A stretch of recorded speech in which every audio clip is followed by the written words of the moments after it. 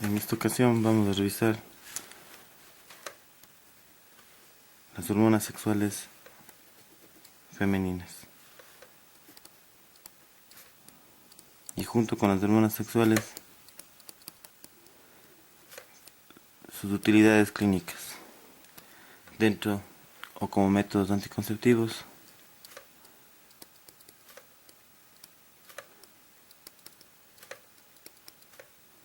y en la terapia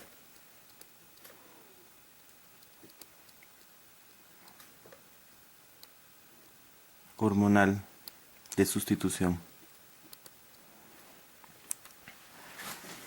Para poder estudiar las hormonas sexuales, los anticonceptivos y la terapia hormonal de sustitución, necesitamos primero revisar los efectos que tienen los estrógenos y los progestágenos sobre el organismo, sobre la fisiología femenina. Comencemos con los estrógenos.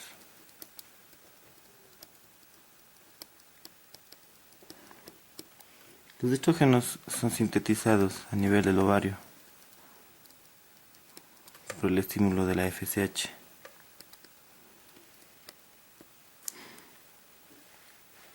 El estímulo de la FSH promueve sobre todo la conversión del colesterol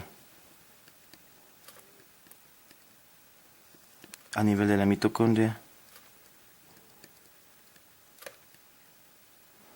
en el producto previo que tienen todos los esteroides, como recordamos en las hormonas de la corteza suprarrenal.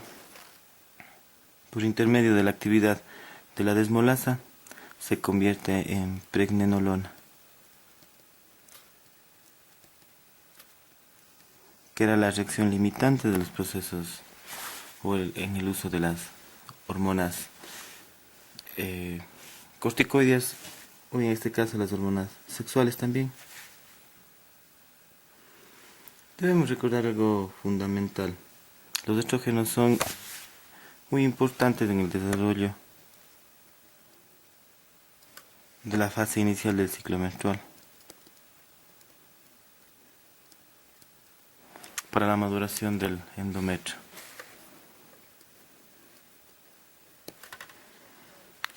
Los estrógenos que encontramos o que se sintetizan dentro del organismo se los puede clasificar de acuerdo a su origen, ¿no? Naturales. Los naturales, síntesis orgánica, ¿no es cierto? Son los que encontramos dentro del organismo. Los más importantes de los naturales son el 17, beta, estradiol,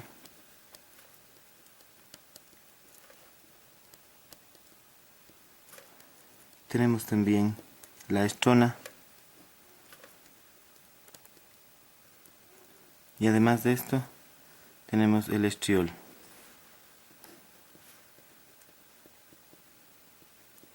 Dentro de los naturales tenemos el 17 beta estradiol, la estrona y el estriol como fundamentales.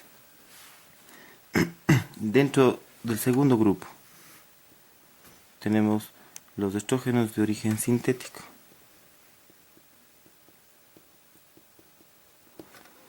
Los de origen sintético son el etinilestradiol, por ejemplo, dentro de los más importantes.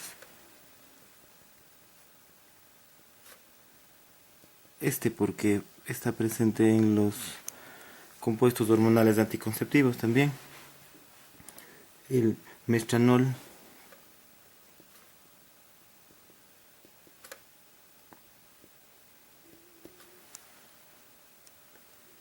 el fosfestrol, por ejemplo, y otros, ¿no? De origen sintético. Vamos a ver algunos fármacos que tienen estas características y algunas sustancias que se comprueban. Dentro de estos grupos debemos señalar la importancia del etinilestradiol, porque este es el componente fundamental de los anticonceptivos. Los estrógenos, aparte de ser origen o tener un origen natural y sintético, tenemos un tercer grupo, Primero los naturales, ¿no? El segundo los sintéticos. Y tenemos un tercer grupo de estrógenos, que no tienen un origen esteroideo, sino son más bien de origen natural. Los no esteroideos son, por ejemplo, los fitoestrógenos.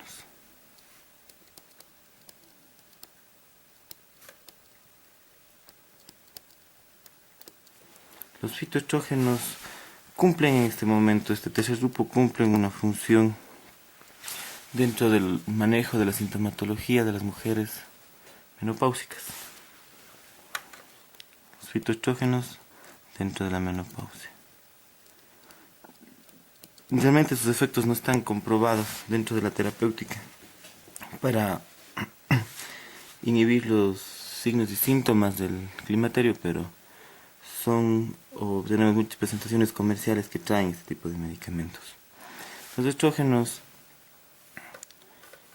si hablamos un poco de su cinética, cuando se administran, se pueden utilizar por vía oral. En todo caso, para la administración por vía oral se necesita una preparación en ésteres. Vamos a encontrar como ésteres, valerato, benzoato.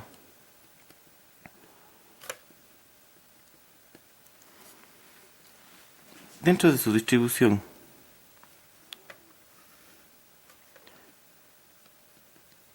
como la mayoría de hormonas, necesita viajar conjugada, ¿no? Se conjuga con albúmina para su distribución. Aquí algo importante, el metabolismo es hepático.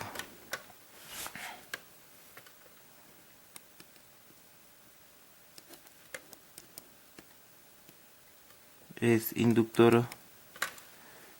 En este caso los estrógenos son inductores de la síntesis hepática de proteínas, o más bien enzimas de la citocromo P450.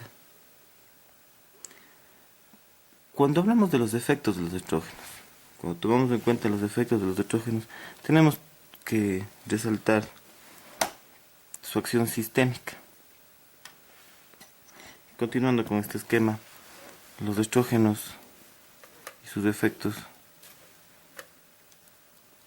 se los puede dividir en varios grupos de efectos.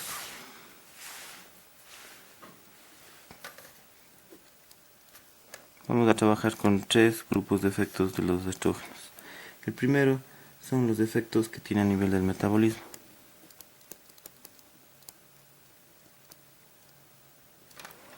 El segundo grupo de efectos, los efectos denominados feminizantes.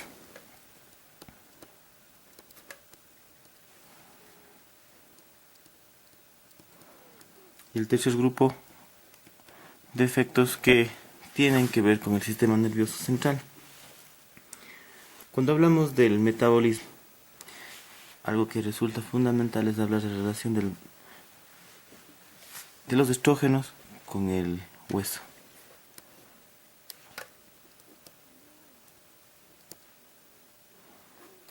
Los estrógenos evitan la remodelación ósea. Eso quiere decir que disminuyen la resorción ósea.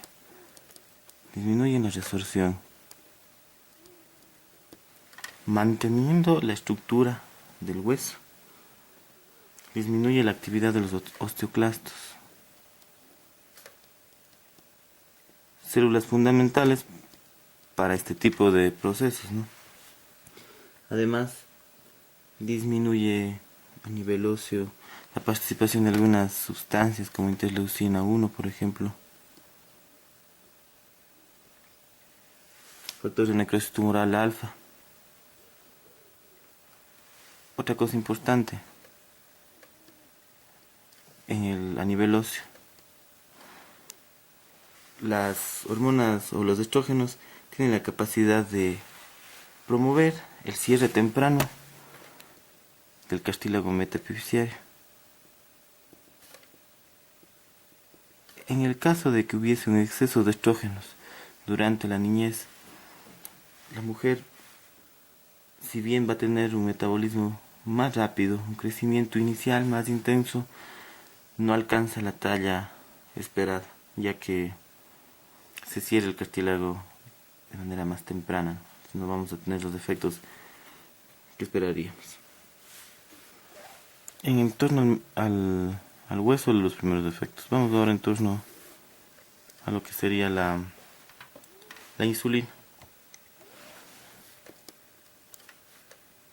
En torno a la insulina y el metabolismo, aumenta la sensibilidad de los tejidos a este tipo de sustancias. No se consideraría diabetógeno los estrógenos, a diferencia de lo que son ya los corticoides, ¿no? Que tienen efecto netamente diabetógeno, o la hormona del crecimiento también, que tiene, o más bien aumenta la resistencia a la insulina. En torno al metabolismo también podemos hablar que aumenta la síntesis de proteínas, sobre todo a nivel hepático.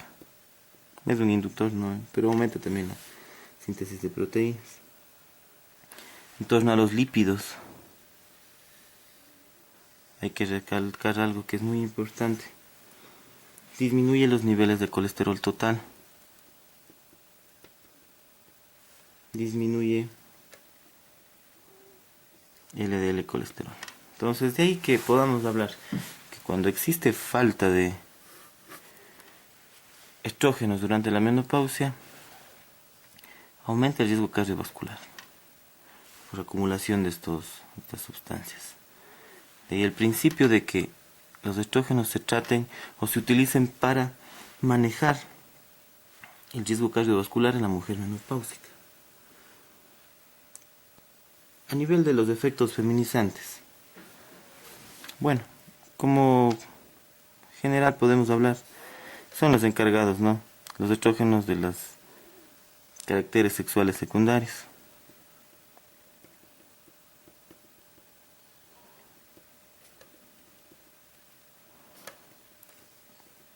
Y modifican el ciclo menstrual.